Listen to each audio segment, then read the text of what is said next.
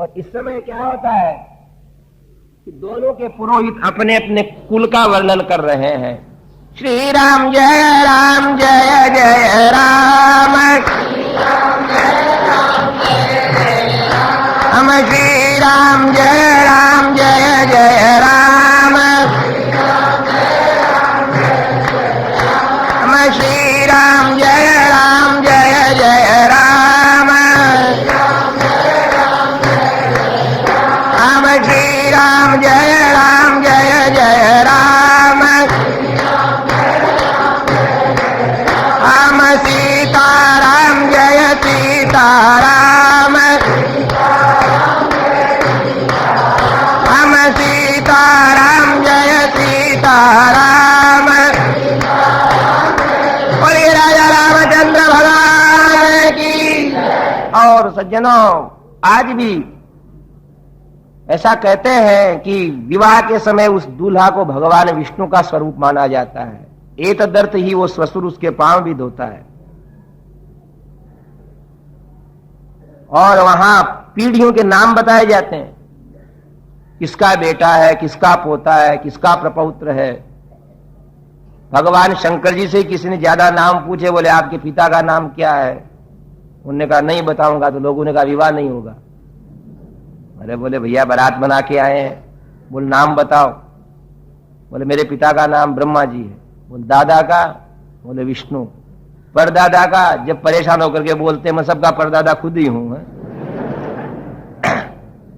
पर एक प्रथा है, अमुकस्य प्रपौत्राय, अमुकस्य पौत्राय, अमुकस्य पुत्राय विष्णु स्वरूपाय, अमुकस्य प्रपौत्रीम पौत्रीम पुत्रीम लक्ष्मी स्वरूपिणीम ददामि। उस दिन वर को विष्णु स्वरूप और कन्या को लक्ष्मी स्वरूप माना जाता है और कुल खानदान का नाम लिया जाता है। अब आजकल के लड़के लड़कियां उस समय सुनने के विचार में रहते हैं कि नहीं, सुनाया भी जाता है। क्यों? कि अपने खानदान का गौरव समझ में आवे। यहां लिखा है कि जैसे कैसे कुल हैं, एक सूर्य से उत्पन्न है और एक महाराज जनक के निमि महाराज, जिनको विदेह उपाधि दी गई है। भगवान राम सर्वांग सौंदर्य संपन्न नर रत्न है, तो भगवती जानकी नारियों के अंदर शिरोमणि है। दोनों का चरित्र उज्जवल, दोनों की अवस्था योग्य, तुल्यशील वयोवृत्ताम तुल्याभिजन लक्षणाम राघव और हति वैदेहीम तम चेय मसिते क्षणा। कि राम इनके अनुरूप है और सीता राम के अनुरूप है। विवाह के समय इसलिए क्या किया जाता है, खानदान देखे जाते हैं। और देखना भी चाहिए कि किस खानदान की कन्या है, किस खानदान का लड़का है।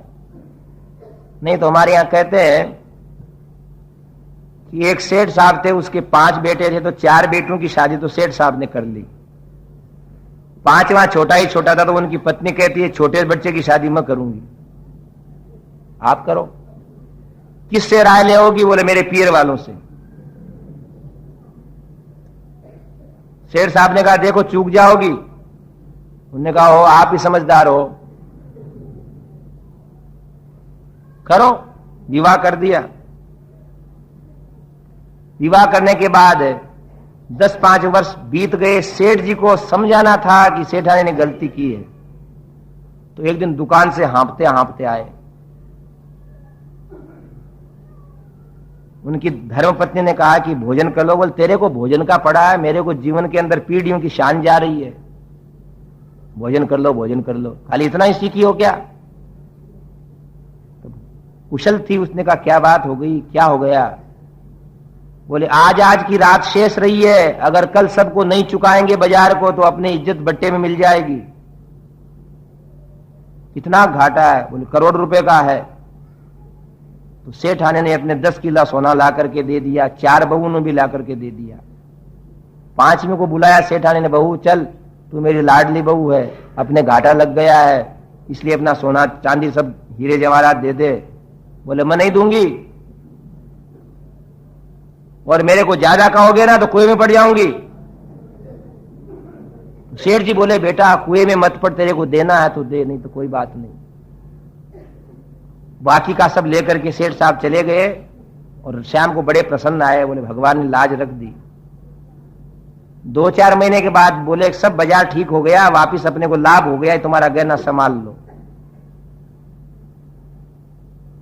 सेठानी ने पूछा हो गया? बोले कुछ नहीं हुआ था, मैंने तेरे को बताया कि तेरी बहू कैसी है।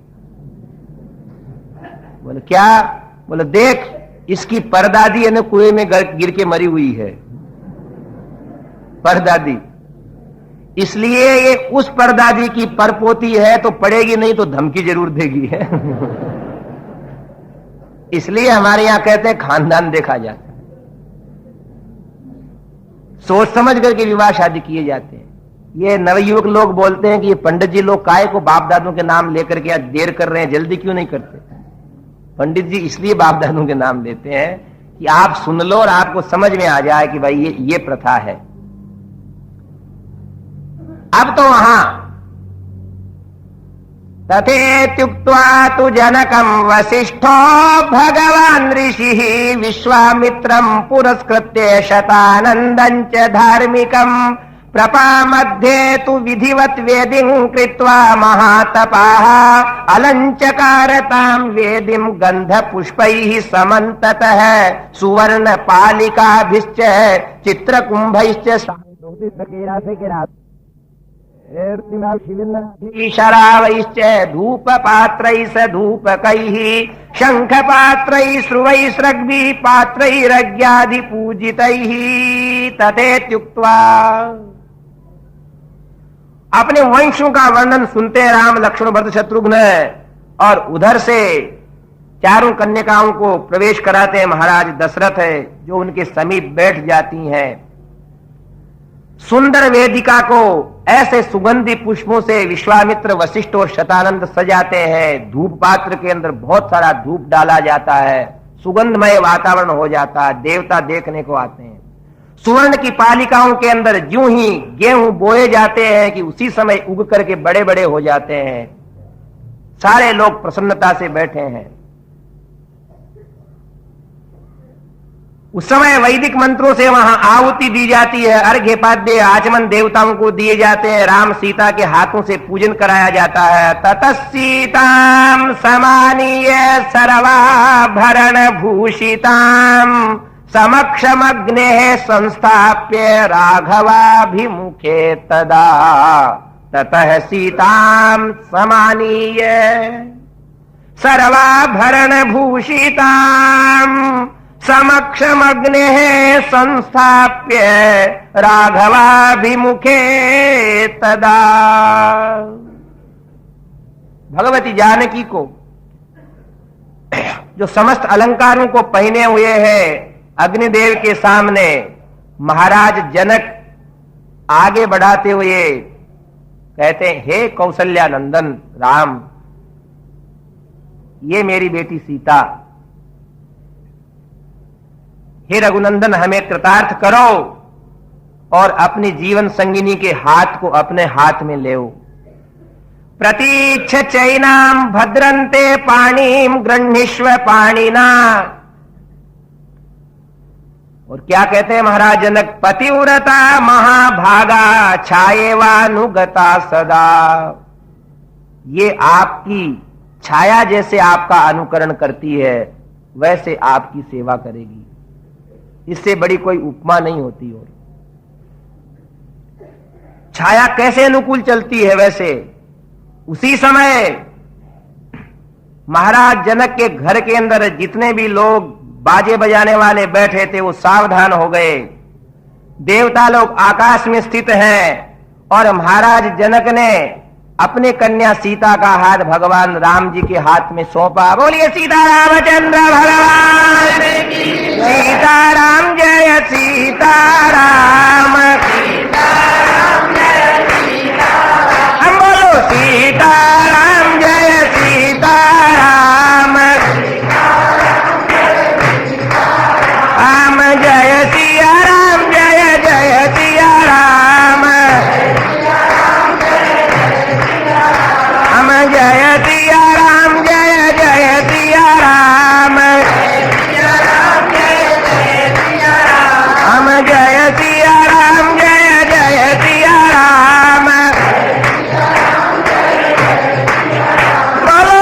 जय सिया राम, जय जय सिया राम,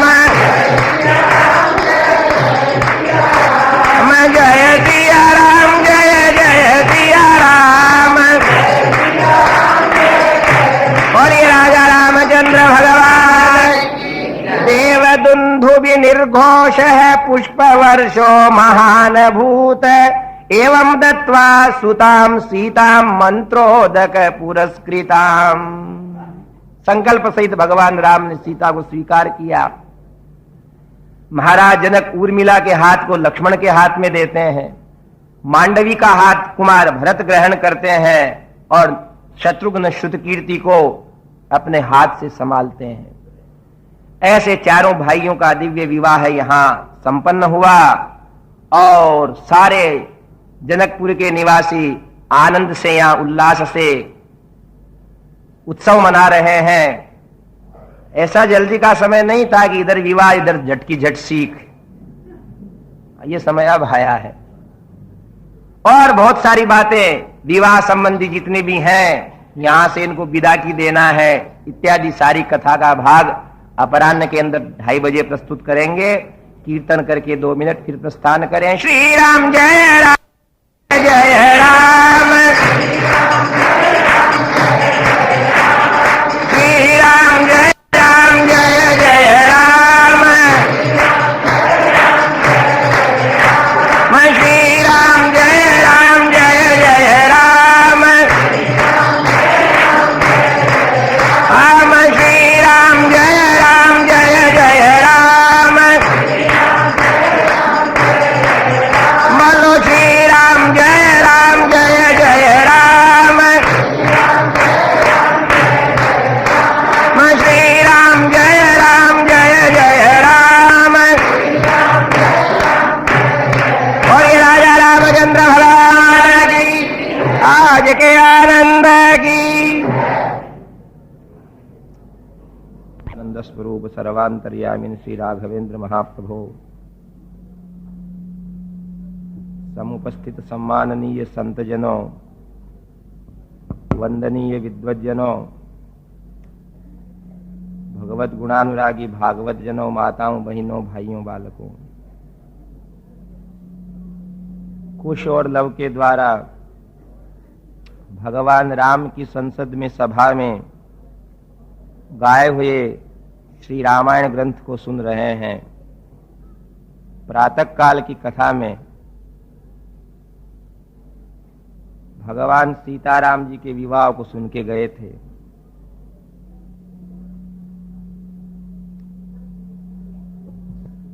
श्री राम जय राम, जय जय राम, राम श्री राम जय राम, जय जय राम।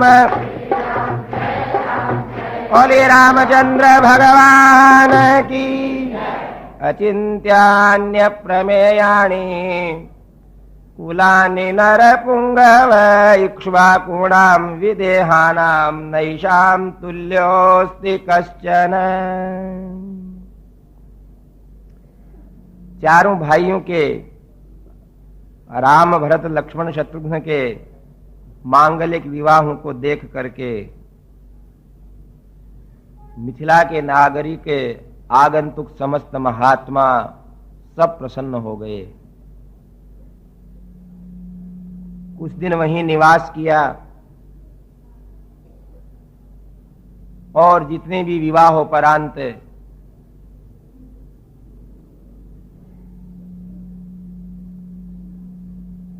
जो जो परंपरा के अनुसार कार्य होना है वो हो रहे हैं। बहुत चहल पहल मची है। विवाह की खुशियां दिन दूनी रात चौगुनी बढ़ रही हैं। कुछ दिन निवास किया वहीं। आप लोग सोच रहे होंगे कि परशुराम जी महाराज क्यों नहीं आए हैं। अब आएंगे, रामायण में हो। श्री रामायण के अंदर बाद में आते हैं, रामचरितमानस में बीच में आ जाते हैं। यहां महर्षि वाल्मीकि मुनि को रंग में भंग पसंद नहीं है। धनुष टूटते से ही बीच में कुछ विघ्न हो जाना महर्षि को अभिप्रेत नहीं है। अभी तो चारों तरफ बधाइयां बंट रही हैं। भगवती जानकी जी अपने सखियों के अंदर घिरी हुई बैठी हैं। श्री राम जय जय राम,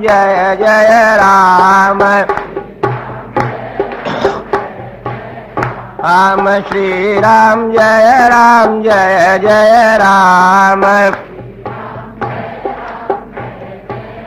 राम श्री राम जय जय राम। अथ रात्र्यां व्यतीतायां विश्वामित्रो महामुनिः आपृष्ट्वा तौ च राजानौ जगामोत्तर पर्वतम्। कई रामायणों में आया है विश्वामित्र जी अयोध्या जाकर के प्रस्थान करते हैं। यहां वाल्मीकि रामायण के अनुसार चारों भाइयों का विवाह देख करके विश्वामित्र जी सोचते हैं कि अपन तो आनंद को लेकर के चले जाओ। महाराज दशरथ कहते हैं महाराज जनक से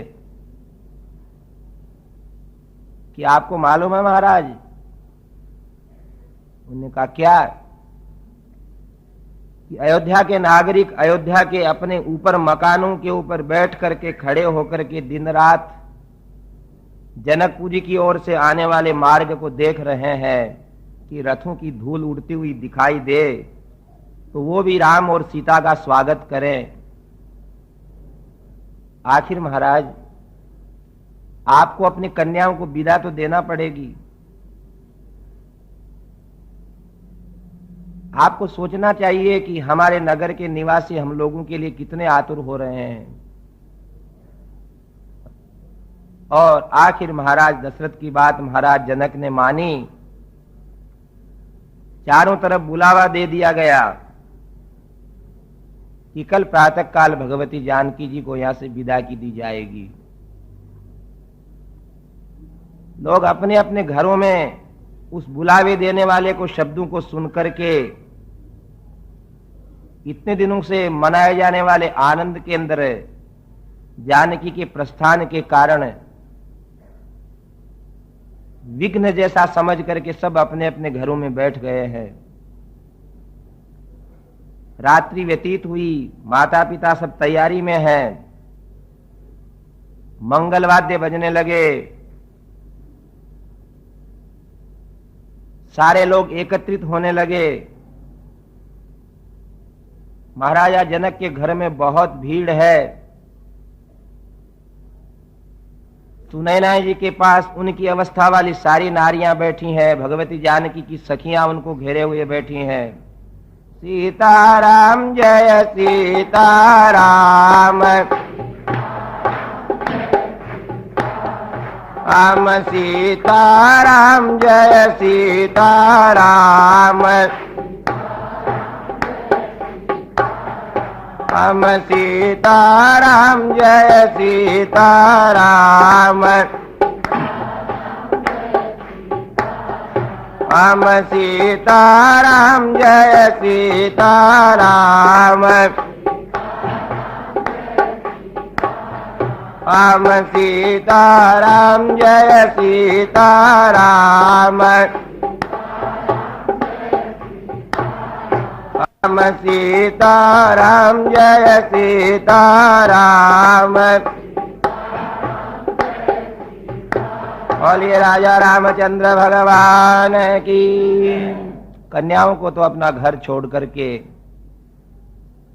पिता के घर को इस प्रकार त्याग करके अपने स्वामी के घर जाना ही पड़ता है। और जाना ही नहीं, माता पिता को जब देखो, जब पूछते हैं क्या चिंता है,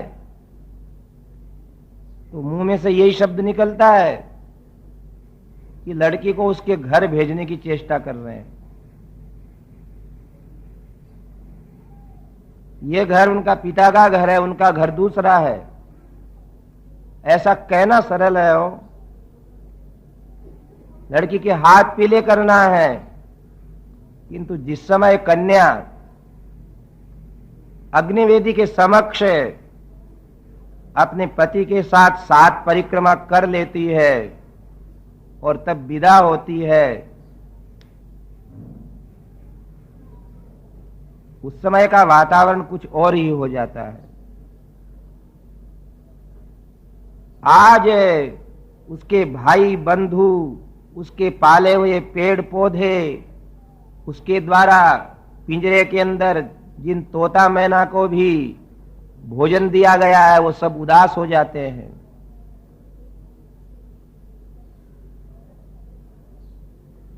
और जो ही भगवती जानकी ने माता पिता को प्रणाम किया, अपने घर की ओर से, अपने आंगन की ओर से, अपने घर के द्वार की ओर देखा,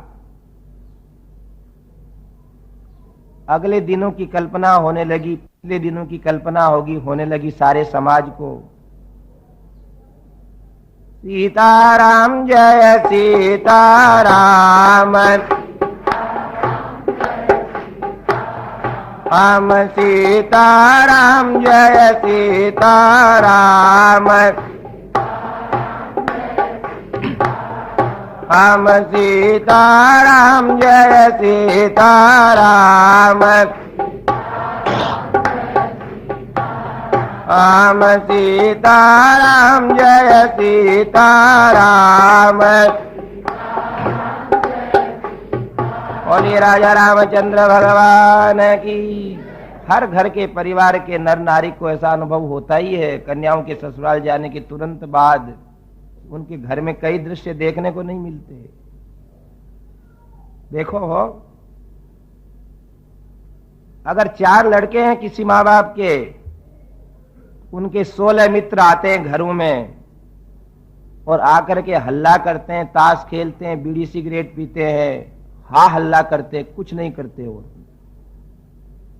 अगर किसी के एक भी कन्या है तो पड़ोस की चहचहाती हुई कई कन्याएं आकर के वहां जो सुंदर सुरम्य वातावरण उपस्थित करते हैं, वो लड़के लोग नहीं कर सकते।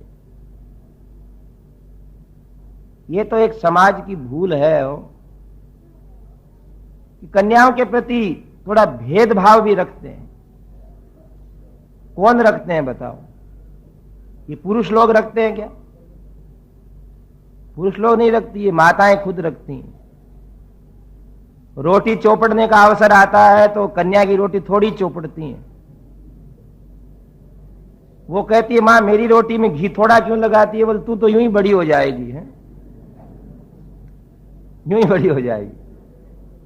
अब देखो भाई, अपने अपने स्थान से जितने आगे बढ़ सको उतने बढ़ जाओ। श्री राम जय जय राम, हम श्री राम जय जय राम, हम श्री राम जय जय राम, हम श्री राम जय जय राम, हम श्री राम जय जय राम, हम श्री राम जय जय राम, हम श्री राम जय जय राम। और ये राजा रामचंद्र भगवान की, अन्यथा ऐसा भाव होवे ही क्यों? पर है, ऐसा है। नारी जाति ने स्वयं ने अपना ऐसे ही भाव मानसिक बना लिए हैं। देखो, सब अपने अपने मन में सोचो, भेदभाव कौन रखता है? पुरुष लोग नहीं रखते, नारियां खुद रखती हैं। अब थोड़ा जमाना ठीक आया है समझदारी का, फिर भी भैया 1 और 21 का अंतर नहीं है तो 19-20 अंतर तो आज भी है। रोटी की जेट लगी और उसमें से परोसना है तो मां देखेगी कि अच्छा फल का बेटे को देऊं, है और योग से कोई अपने आप थोड़ा कम सीखा है, जल गया है, वो लड़की को दे दूं। फिर भी इन सब बातों को लड़की कभी नहीं देखती, ध्यान ही नहीं करती। अगर उसकी थाली में अच्छा रख भी देती है मां, तो उठा करके भाई की थाली में रख देती है।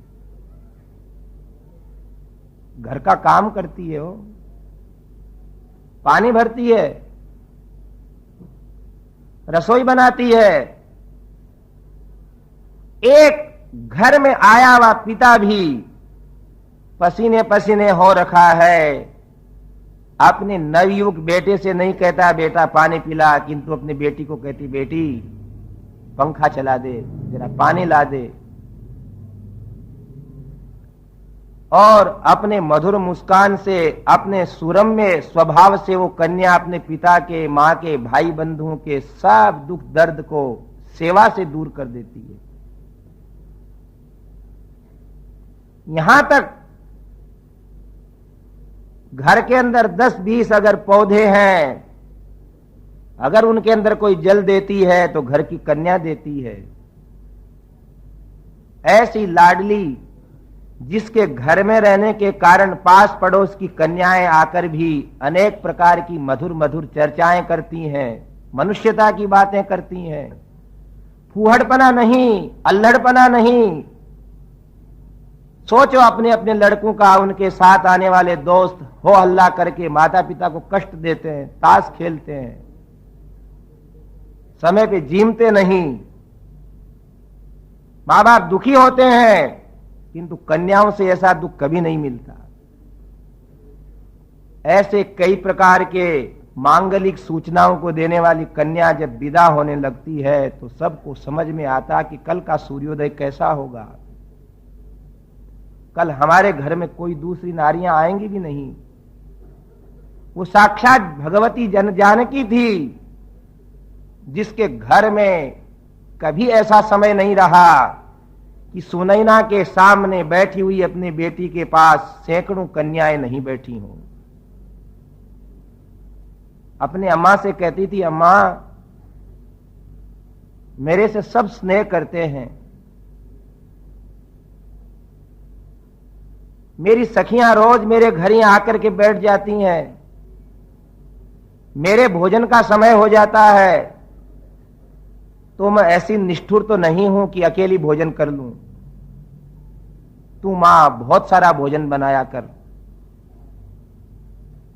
सखियां सोचती कि हम जाएंगी, इतने के अंदर तो जानकी अपने घर से निकलती और सैकड़ों पत्तल लगा देती और वहीं भोजन हो रहा है, वहीं वार्ता हो रही है, वहीं शिक्षा दीक्षा ली जा रही है, वहीं पाठ पूजा सीखी जा रही है। हर घर के नागरिक को अनुभव है कि कन्या ससुराल जाने के बाद उसके दूसरे दिन आंगन के अंदर कोई कन्याएं नहीं आती, कोई चहल पहल नहीं होती। वो रोज भगवान को प्रार्थना करती है कि मेरी कन्या मेरे घर से अपने ससुराल चली जाए, किंतु उसको अपना खाली चौक दे करके रोना पड़ता है। भगवती जानकी ज्यों ही अपने माता पिता को प्रणाम करके मुड़ी, बीच के अंदर उनका घर का उद्यान था, उसके पौधे भी रोने लगे। वो सोचते हैं कि आज तक सुवर्ण के कलशों को हाथ में लेकर जिन जानकी जी हमारे को जल पिलाया, अब तो कोई भाग्यवान पौधे होंगे इनके हाथ का जल पिएंगे।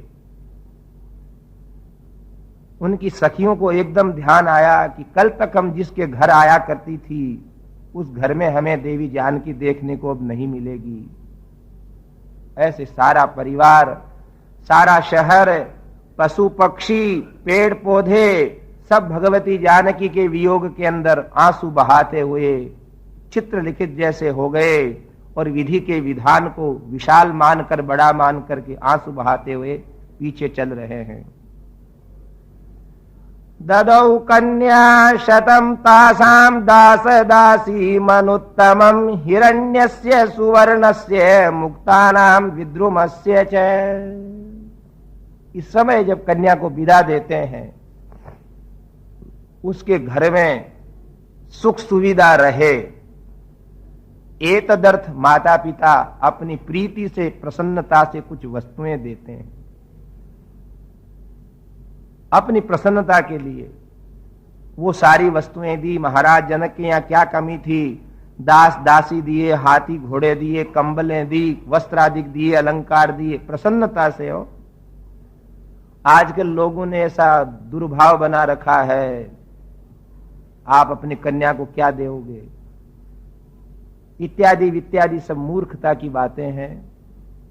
उसके कारण देखो, एक कन्या जो कन्या रत्न है वो लोगों को भार दिखने लगती है। पर अब क्या करें, किसको उपदेश दें, पूरे कुएं में ही भांग पड़ गई है। धीरे धीरे लोग साहब, वैसे तो हम सुधारवादी हैं, पर हमारे अनुकूल तो आपको विवाह करना ही है। इस अनुकूलता के अंदर मानवता से निम्नता आ गई। महाराज जनक विदेह थे, किसी प्रकार का उनको कभी भी संताप नहीं होता, किंतु अपनी प्रिय पुत्री जानकी को प्रस्थान करने की आज्ञा देने लगे तो उनकी पृथ्वी घूमने लगी। सोचते हैं कि जिस दिन मैंने इसको प्राप्त किया पृथ्वी देवी के गर्भ में से, उस दिन से मेरे खजाने खाली नहीं हुए, मेरे वृक्षों के फल लगे रहते थे, मेरे यहां साधु महात्मा आते रहते थे। जानकी साक्षात इंदिरा है, लक्ष्मी है, आज ये अयोध्या का गौरव बढ़ाएगी। बहुत सारा उपदेश, सदुपदेश दे करके, एक नारी के धर्मों का उपदेश दे करके विदा करते हैं। और अयोध्यानाथ भगवान की मंगलवाद्य बज उठे। महाराज दशरथ को प्रस्थान की त्वरा है। महाराज जनक कहते हैं, हे महाराज धीरे धीरे जाइए, जिससे हम हमारी कन्या का मुख देखते रहें।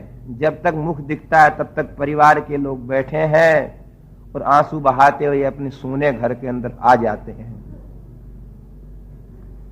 थके मांदे लोग थे, वो निद्रा के अधीन हो जाते हैं। इस प्रकार महाराज जनक अपने कर्तव्य परायण हो गए और भगवान श्री राम के रथ अयोध्या की तरफ बढ़ने लगे।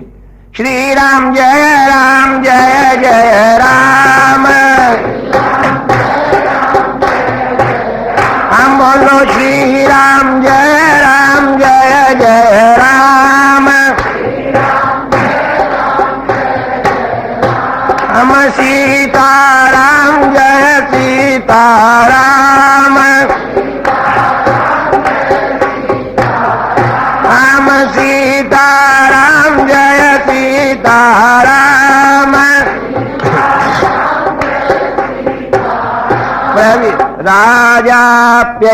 राजाप्ययोध्याधिपतिः सह पुत्रैर्महात्मभिः ऋषीन् सर्वान् पुरस्कृत्य जगाम सबलानुगः। शांति से सुने भाई हो। जब रथ आगे बढ़ने लगा, अनेक रथ हैं, वशिष्ठ इत्यादि महर्षि बैठे हैं, महाराज दशरथ बैठे हैं, कि एकदम कर्कश भाषा के अंदर पक्षी बोलने लगे।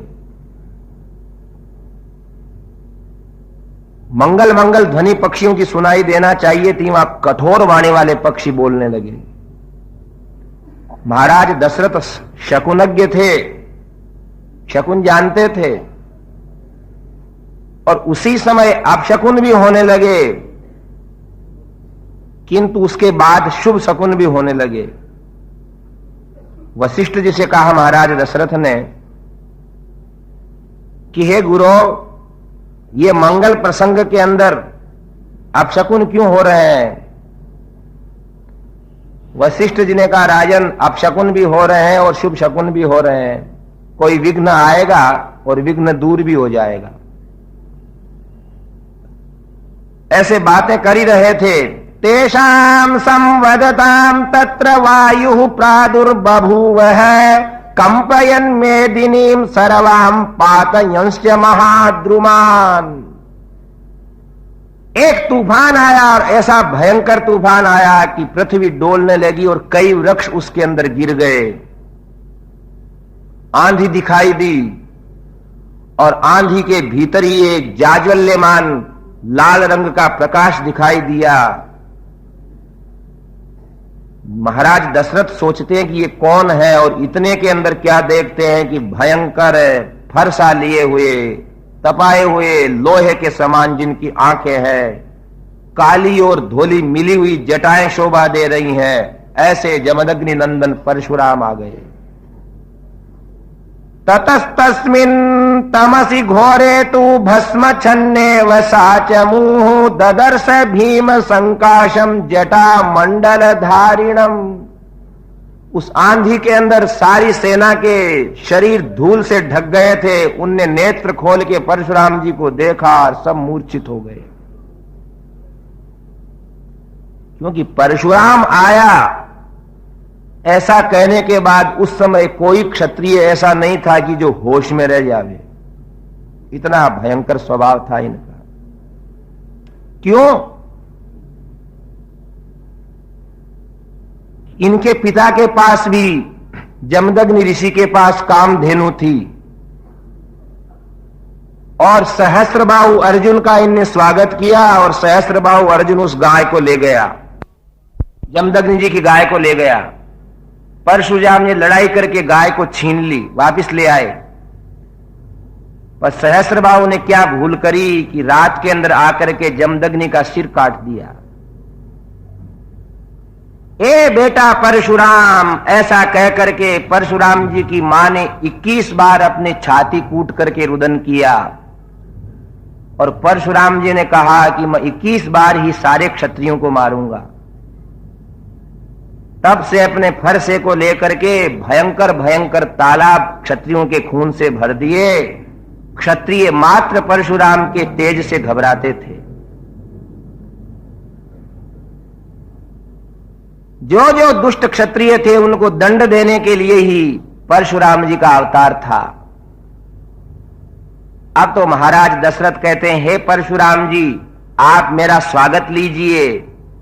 इतने में परशुराम जी ने दशरथ को तो पीछे छोड़ दिया, सीधे वशिष्ठ जी के पास पहुंचे।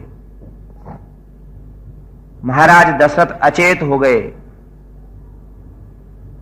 वशिष्ठ जी ने स्वागत किया, जल फल मूल दिए, वो खा लिए। प्रतिगृह्य तु ताम पूजाम ऋषि दत्ताम प्रतापवान रामम दाशरथिम रामो जामदग्न्योऽभ्यभाषत। अब एक दशरथ नंदन राम है और एक जमदग्नि नंदन राम है, दोनों राम हैं। रामदाशरथे वीर वीर्यन्ते श्रूयतेऽद्भुतं धनुषो भेदनं चैव निखिलेन मया श्रुतम्। ए दशरथ नंदन राम, मैंने धनुष को टूटना भी सुना है, और इतनी देर तक जैसे तैसे मैं रुक गया हूं। अब मैं आया हूं, और देखो दो धनुष थे, एक शैव धनुष और एक वैष्णव धनुष। भगवान शिव ने महाराज दक्ष के यज्ञ के विध्वंस के बाद उस धनुष को जनक के यहां रख दिया, और हे रघुनंदन, वो धनुष आपने तोड़ दिया। मेरे को बड़ी प्रसन्नता हुई कि संभव है मेरे से लड़ने वाला कोई क्षत्रिय अभी वर्तमान तो है, और एक धनुष ये मेरे पास है, वैष्णव धनुष, जो भगवान विष्णु ने हमारे पूर्वजों को दे दिया है। अब तुम हे रघुनंदन, हे दशरथ नंदन, इस मेरे धनुष के ऊपर अगर प्रत्यंचा चढ़ा दोगे तो फिर तुम और हम दोनों द्वंद्व युद्ध करेंगे। तदहं ते बलम दृष्ट्वा धनुषोऽस्य प्रपूरणे द्वंद्व युद्धम प्रदास्यामि वीर्य श्लाघ्यमहं तव। भगवान राम किसी को कठोर बोलते नहीं थे, ऐसी विशेषता थी उनकी। पहले समर्थन करते हैं, हे जमदग्नि नंदन परशुराम जी, मैं दशरथ नंदन राम आपसे कह रहा हूं कि जिस महाराज सहस्त्रबाहु अर्जुन ने आपके पिता को एक कायर के समान आकर के मार दिया। उस सहस्त्रबाहु अर्जुन के वंश को उच्छेद करके आपने बहुत अच्छा काम किया है। वो व्यक्ति क्या जो प्रतिशोध परिपूर्ण नहीं करे।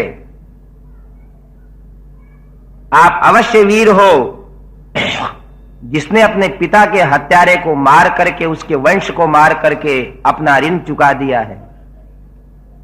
कोई कहते होंगे कि आप कठोर हो, किंतु मैं दशरथ नंदन राम ये नहीं कहता, आपने अपना कर्तव्य किया। किंतु हे ऋषि, आपकी कठोर वाणी ने मेरे क्षात्र धर्म को तिरस्कृत कर दिया है। मैंने ब्राह्मणों का सम्मान किया है, फिर भी आपकी आज्ञा है तो दीजिए आप अपना धनुष। और जमदग्नि नंदन भगवान परशुराम राम जी को धनुष देते हैं और वो भयंकर ध्वनि आकाश में हुई, बोल अयोध्यानाथ भगवान की। दूसरे क्षण परशुराम देखते हैं कि वीर मुद्रा के अंदर धनुष ताने हुए लोकाभिराम राम खड़े हैं।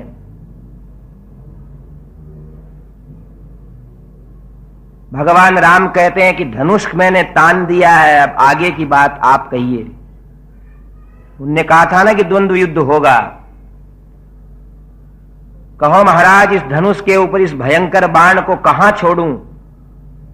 आपकी शक्ति नष्ट करूं या आपके लोगों को नष्ट करूं? इतना कहते से ही भगवान परशुराम समझ गए कि रामावतार हो गया दिखता है। और अभी तक तो क्रोध में बोल रहे थे, अब अत्यंत प्रेम में बोलने लगे कि हे रघुनंदन, न चेयम तव काकुत्स्थ व्रीड़ा भवितुमर्हति त्वया त्रैलोक्यनाथेन यदहं विमुखीकृतः। हे राम, मुझे बिल्कुल संकोच नहीं हो रहा है कि आज मैं आपके द्वारा जीत लिया गया, किंतु आप त्रैलोक्य के स्वामी हैं।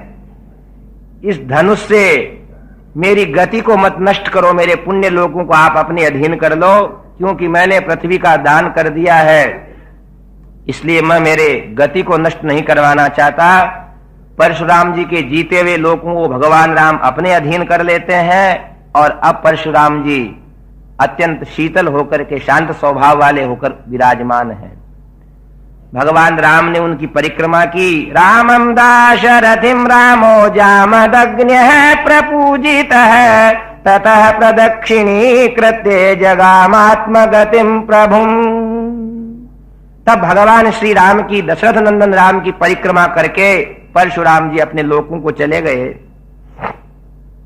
गते रामे प्रशांतात्मा रामो दाशरथिर्धनुः वरुणाया प्रमेयाय ददौ हस्ते महायशाः।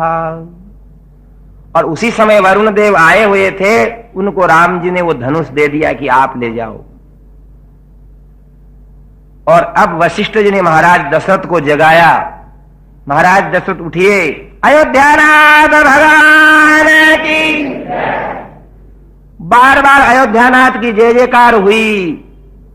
महाराज दशरथ जगे। राम जी ने कहा, मैं प्रणाम कर रहा हूं पिताजी। जमदग्नि नंदन चले गए। परशुराम गए भैया? हां गए। तब राम जी को गले लगा करके कहा कि बेटा, आज तुम्हारा दूसरा जन्म हुआ है, इतना मैं प्रसन्न हूं। सारी कथा सुनी। उसके बाद सेना को वहां से आगे प्रस्थान करते हैं और वो के वो सब के सब गांव वाले लोग आ गए वापिस, जो पहले जाते में मिले थे। अजी महाराज दशरथ, आप अपने पुत्र का विवाह करके ले आए क्या? हां बोले, ले आए ना। तुम कहते थे कि दूल्हा बताओ, ये 4-4 दूल्हा देखो। तब एक वृद्ध बोला कि महाराज, चारों को जनकपुर के अंदर ही विवाह किया क्या? हां, जनकपुर में। अजी महाराज, आपने तो सस्ते में ही सलटा दिया सब है। क्यों भाई, क्या बात है? बात क्या है? कम से कम 4 बार आते, 4 बार जाते, तो हमको भी 4 बार मिठाइयां मिलती, आपने तो एक बार में ही सब कर दिया। सुमंत्र कहते हैं महाराजा दशरथ से कि हे महाराज, ये गांव के लोग बोलने में बहुत कुशल और मधुर होते हैं, इनको आप प्रसन्न करो। ग्रामीणवासी व्यक्तियों को प्रसन्न करते हैं। अयोध्या में पहुंचते हैं। श्री राम जय जय राम,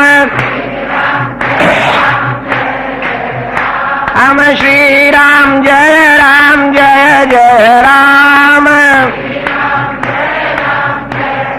और राजा रामचंद्र भगवान